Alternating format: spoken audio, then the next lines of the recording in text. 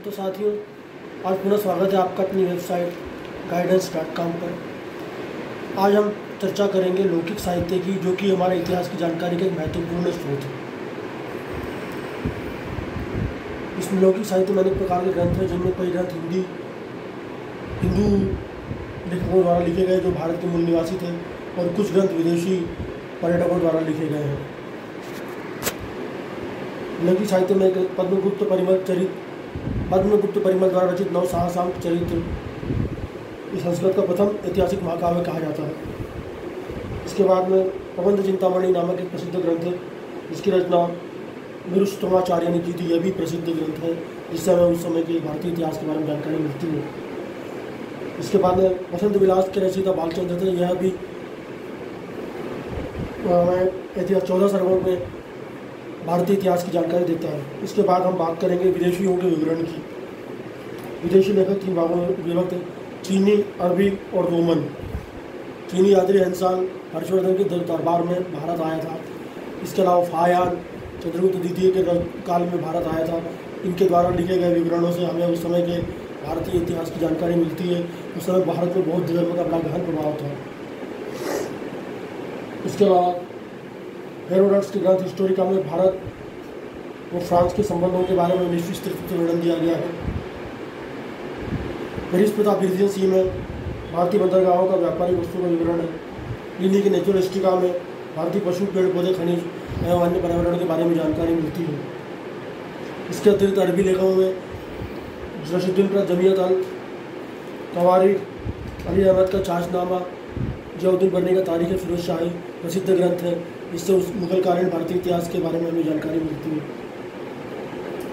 इसके अलावा पुरातात्विक साक्ष्य के रूप में अनेक मूर्तियाँ, पुस्तकें हमें प्राप्त हुई हैं। खुदाई के द्वारा प्राप्त इन वस्तुओं से तत्कालीन भारतीय इतिहास के बारे में अच्छी जानकारी मिलती है। हैदराबाद के मस्की में अशोक के समय का अभिलेख उपलब्ध है। यूनानी और खरष्टी लिपि का प्रयोग हुआ है। इसके अतिरिक्त खारवेल का अतिगुफा अभिलेख, रुद्रदमन का जूनागढ़ अभिलेख, स्वामी का हरिशेन रचित प्रयाग प्रशस्ति, यशोवर्मन का मंदसौर अभिलेख, पुलकेशिन का ऐहोल अभिलेख, भोज का ग्वालियर अभिलेख, मध्य प्रदेश के एरन से प्राप्त वराह प्रतिमा, इस तरह प्रमुख शासक तोरमान के लेख हैं। इस तरीके से हमें ऐतिहासिक साक्ष्यों से भारत के इतिहास के बारे में जानकारी मिलती है। मनुष्य की एक आवश्यकता मुद्रा हमेशा से रही है, क्योंकि वस्तुओं का विनिमय अत्यंत कठिन होता था। इसलिए मनुष्य ने मुद्राओं का विनिमय प्रारंभ किया। उस समय अधिकतर चांदी और तांबे की मुद्राएं प्रचलित थी, किंतु कहीं कहीं सोने की मुद्राएं मिली हैं, जो कि अत्यंत मूल्यवान होती थी।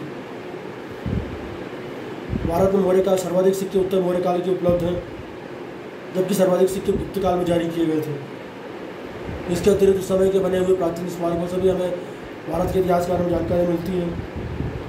उत्खनन में कई स्मारक के अवशेष मिले हैं, और जबकि कई स्मारक आज भी अपनी पूरी शान शौकत के साथ में जीवित हैं। हड़प्पा सभ्यता के अवशेष, चंद्रगुप्त मौर्य के कास्ट हाउस, राजप्रसाद का अवशेष, अरिकामेडू में रोमन मुद्राएं, उत्तर भारत में नागर शैली और दक्षिण भारत में द्रविड़ शैली, दोनों का समावेश से भी कई स्मारक बने हुए हैं। इस मिश्रित शैली को बेसर शैली कहा गया था।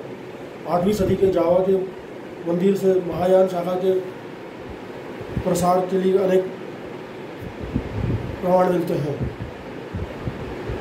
खुदाई में हमें अनेक प्राचीन मूर्तियाँ प्राप्त हुई हैं, जिनसे हमें उस समय के पूजा पाठ की विधियों के बारे में जानकारी मिलती है। उस समय 3 धर्म प्रचलित, हिंदू धर्म में 3 भाग प्रचलित थे: शिव जो कि शिव के उपासक थे, वैष्णव जो विष्णु के उपासक थे, और शाक्त जो शक्ति अथवा देवी के उपासक थे। इसके अलावा अजंता एलोरा की गुफाओं से चित्रकला के रूप में हमें ऐतिहासिक प्रमाण मिलते हैं। अधिकांश चित्रकलाएँ गौतम बुद्ध के ज़माने की हैं।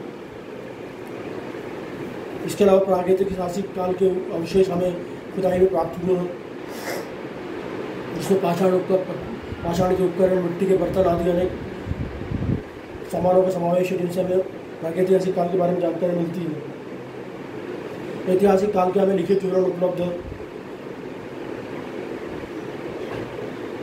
आद्य ऐतिहासिक काल के उपलब्ध लेख पढ़े नहीं जा सकते, जैसे मनुष्य ज्ञानी मानव भूमि और समय का प्रवेश 30 से 40 हज़ार पूर्व अनुमानित है।